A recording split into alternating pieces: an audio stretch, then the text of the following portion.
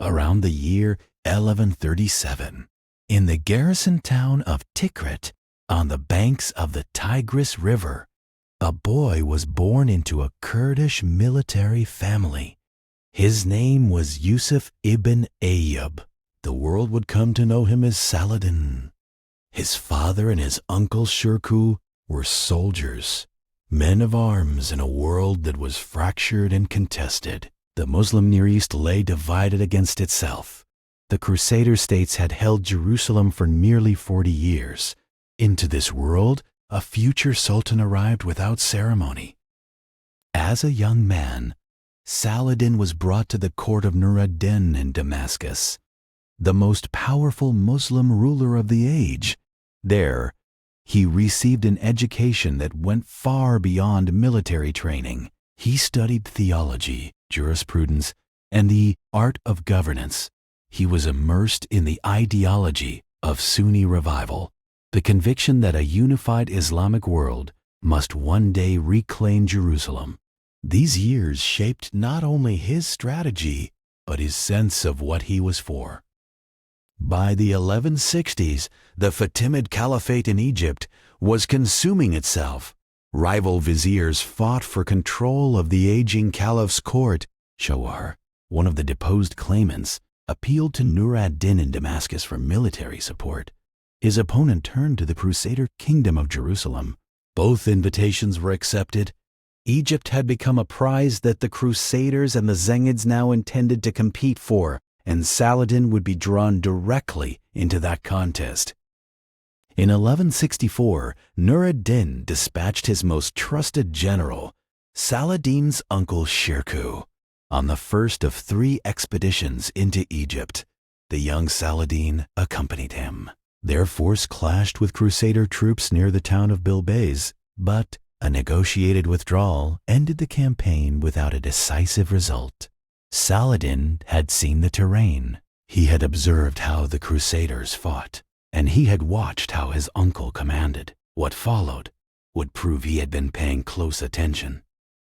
A second expedition to Egypt followed in 1167. At the Battle of Albabain, Shirkuh's smaller force outmaneuvered and defeated a combined Crusader and Egyptian army through a bold flanking maneuver.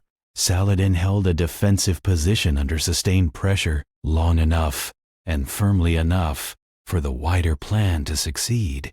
It was the kind of performance that commanders remember. Shirkuh remembered. So did those who had fought against him. The third expedition in 1168 was decisive and brutal in its politics. The Vizier Shawar, whose restoration had been the justification for the first campaign, was now a liability. He was assassinated. Shirkuh was installed as vizier of the Fatimid Caliphate, but within months, Shirkuh was dead, most likely from illness. The position passed to his nephew. At approximately 30 years of age, Saladin was now the de facto ruler of Egypt. He had not planned for this moment. He was now shaped by it. Egypt was his to govern, but not yet truly his.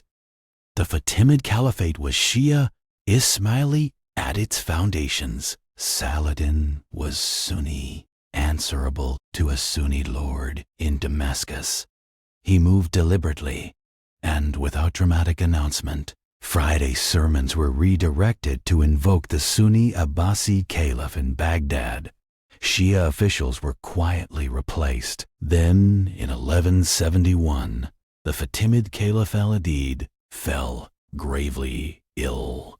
Saladin allowed the succession to lapse. No new caliph was named. 2 centuries of Fatimid rule in Egypt ended not with a battle, but with a silence, and with a young man, pale complexion beneath a tall, jeweled crown, dying in a room that would not mourn him. Not everyone accepted the transition quietly. The Fatimid Black Guard, the Sudanese regiments that had served the caliphate for generations, rose in resistance. Saladin moved swiftly and suppressed the revolt. The Black Guard was disbanded. In their place, he built an army of loyal Kurdish and Turkish soldiers, men who owed their positions to him alone. Meanwhile, in Damascus, Nur ad-Din watched. His subordinate had been sent to govern Egypt, not to build an independent power. The revenues were withheld. Campaigns ordered from Damascus were delayed. No direct defiance was offered, but the distance between the two men was growing. In 1174, Nur ad-Din died. His heir was a child. The Zengid realm he had built began to fracture within weeks. Saladin moved without hesitation. He left Egypt and marched on Damascus. The city opened its gates. He presented himself not as a conqueror, but as a guardian, a protector of the young Zengid prince and the legacy of his former master. Whether that framing reflected genuine loyalty, political necessity, or both, it was accepted. Damascus was his. The consolidation of the Muslim Near East had begun. Over the following years, Saladin extended his authority across Syria and into the Jazira. Homs and Hama were brought under his control. The territories surrounding Aleppo were steadily absorbed, some by force, others through negotiation and political pressure. He was constructing something that had not existed for decades, a unified Muslim realm stretching from the Nile to the Euphrates and circling the Crusader states from the south, east, and north. For the first time, the geography of the conflict had fundamentally changed. The Nizari Ismailis, known in Western sources as the Assassins, regarded Saladin's Sunni expansion as a direct threat to their own power and survival. They sent agents against him on at least 2 occasions. On one attempt, knives reached his sleeping quarters and left wounds on his face before guards intervened. Saladin survived. His followers chose to interpret this as divine protection. Around 1175, the Abbasid Caliph in Baghdad formally invested him as Sultan of Egypt and Syria. The Ayyubid Sultanate was born. He was no longer a general holding power on behalf of others. He was a sovereign. His new legitimacy was tested almost immediately on the battlefield. At the Battle of the Horns of Hama in 1175, a Zengid coalition marched to reverse his territorial gains. They met Saladin's army in open field. His forces won decisively. It was a signal moment, proof that the Ayyubid Sultan could hold what he had taken and repel those who sought to take it back. The former Zengid vassals of northern Syria would not mount a serious challenge to him again for years. Aleppo, the great northern city that had long resisted him, fell in 1183. It was the final peace. With Aleppo secured, Saladin's encirclement of the Crusader states was complete. The Kingdom of Jerusalem now faced a unified Ayyubid power on every frontier, south from Egypt, east from Syria, north from the Jazira. The Crusaders had survived for nearly a century within a divided Muslim world. That world was no longer divided. Throughout the early 1180s, Saladin probed the Crusader defenses repeatedly, raiding deep into their territory, including the region around Nazareth. The Kingdom of Jerusalem responded, but its king, Baldwin IV, was fighting a second and unwinnable battle against leprosy. He managed his army from a litter when he could no longer ride. The Crusader kingdom held, but with visible and growing strain. And while it held, one of its own lords was systematically destroying the conditions for peace. Reynold of Chatelain, lord of the great fortress at Carrick, was a man who treated truces as inconveniences. He attacked Muslim caravans crossing his territory. He launched a naval expedition into the Red Sea, threatening the pilgrimage routes to Mecca and Medina. For Saladin, these were not merely military provocations. They were violations of a different order, attacks on the holiest sites of Islam by a man who had promised peace. Saladin reportedly vowed, openly, that he would execute Reynold with his own hand. Baldwin V died. In 1185, his was perhaps the most difficult reign in the history of the Crusader kingdoms. Fought with a deteriorating body against a rising adversary. What followed his death was a succession dispute the kingdom could not afford. Guy of Lusignan, backed by one faction, claimed the crown. Raymond III of Tripoli, the most experienced lord in the Crusader East, opposed him. The unity that survival required was the one thing the Crusader lords seemed least able to provide. In 1187, Reynold struck again. A Muslim caravan, moving under truce, was attacked. Saladin had tolerated violations before.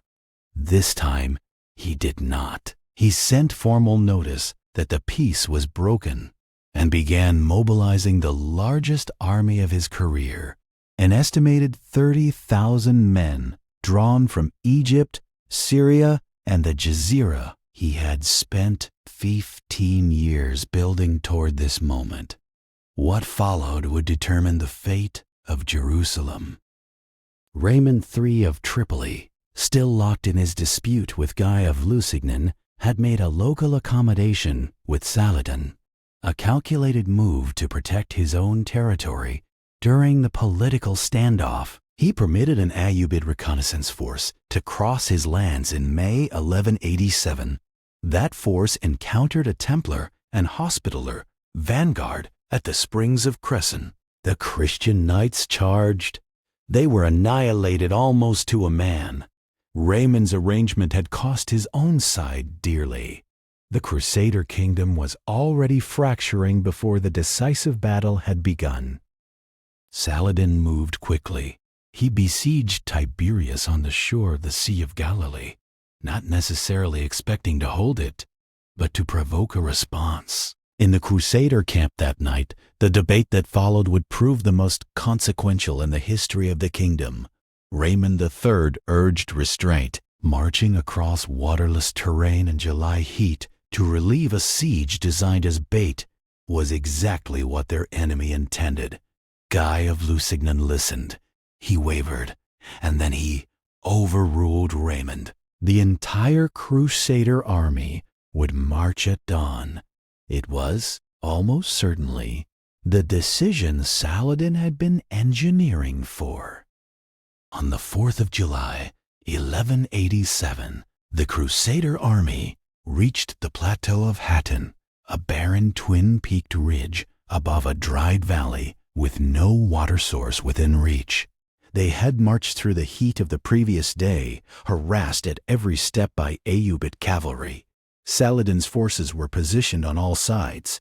He ordered the dry summer grass set alight.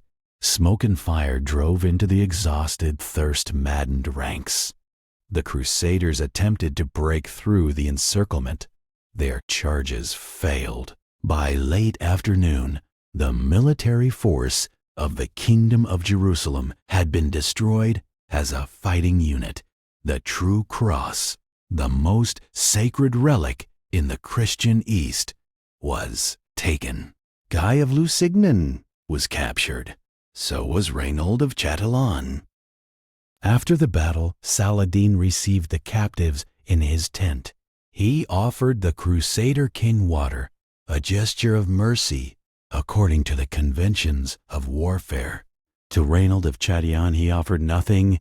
He struck him down himself, fulfilling the vow he had made years earlier after Reynold's raid toward the holy cities. The captured Templar and Hospitaller knights, regarded as ideological enemies without value beyond martyrdom, were executed.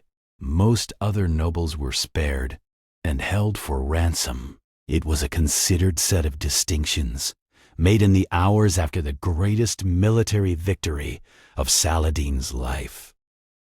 The collapse that followed Hattin was swift and nearly total. Acre fell within days. Jaffa, Sidon, Beirut, Ascalon, and Gaza surrendered in rapid succession over the following weeks. Castles that had held for decades yielded within hours. The military machinery of the Crusader kingdom, its garrisons, its knights, its network of fortresses, had been broken at a single stroke on that plateau above the Sea of Galilee. Jerusalem itself now stood almost entirely exposed.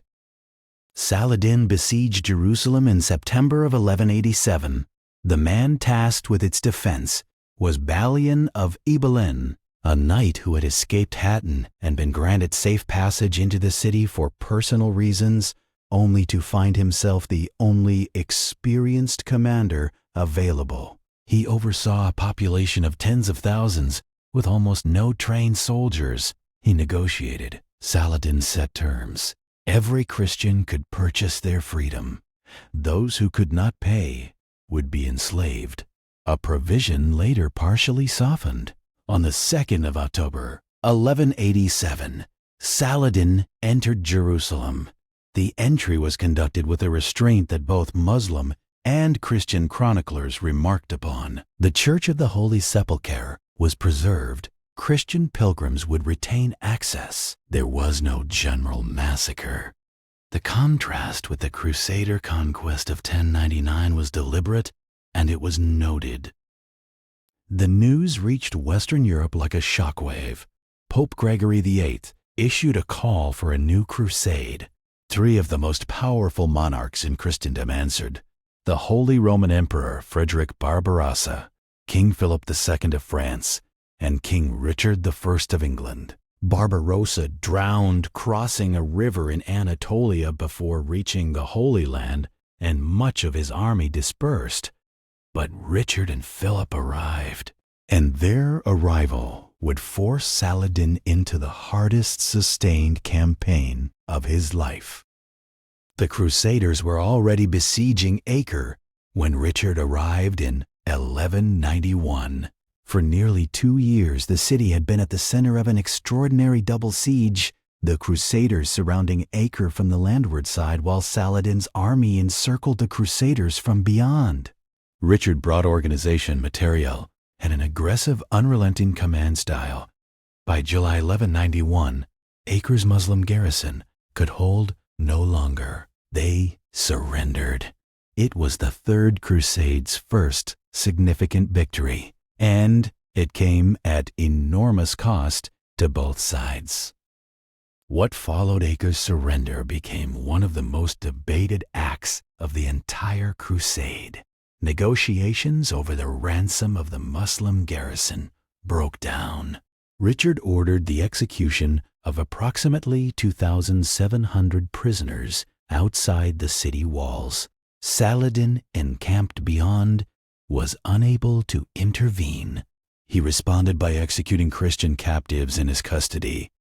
The killings on both sides were deliberate, and neither would forget them. The war between these two commanders had entered a darker register.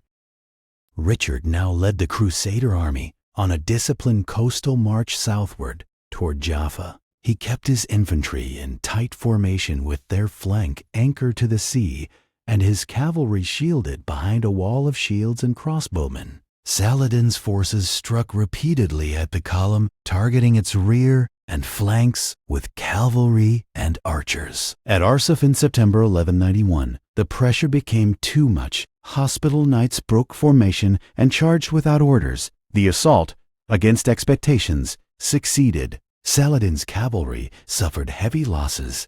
It was a significant setback and a demonstration that this Crusader army was of a fundamentally different character from the one destroyed at Hattin. Richard took and fortified Jaffa. Then he marched toward Jerusalem twice. On both occasions, he came within sight of the city. On both occasions, he turned back. His reasoning was strategic rather than timid. Even if he could take Jerusalem, He lacked the forces to garrison it once the Crusaders departed for home.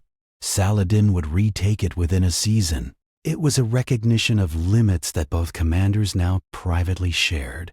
The Third Crusade had reached an impasse that neither generalship nor courage could fully resolve. Diplomatic contacts had run alongside the fighting for months, conducted through intermediaries and occasional direct exchanges. Saladin's brother Al-Adil served as one of the principal back channels.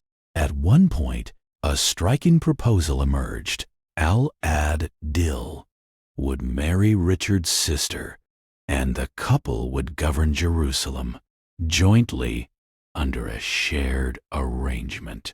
The idea came to nothing, but its very seriousness revealed what both sides understood. Neither could win completely.